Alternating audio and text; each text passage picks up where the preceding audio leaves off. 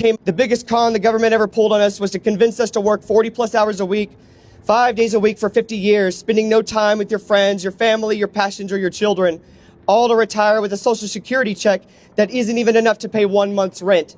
The truth is we are all slaves to the system, yet they distract us with entertainment and games and overwhelm us with the fear cycle so that we just put our heads in the sand and continue to work, continue rushing around in life, never having a moment to look up and realize that we are all slaves in this system.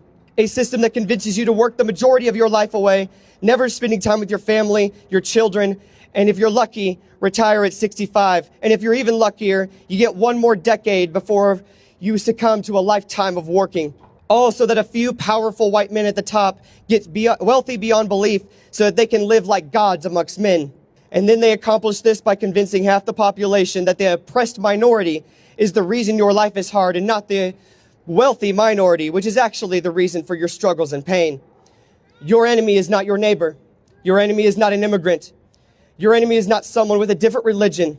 Your enemy has always been and will always be the rich and powerful who pit us against each other so that we never rise up to overthrow the con men in business suits.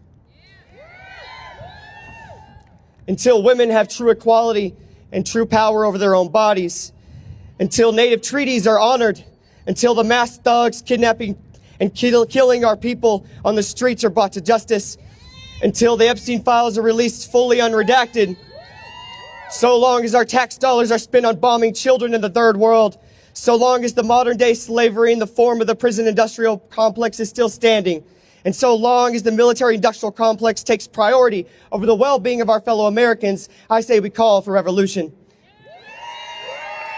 Thank you all so much for having me.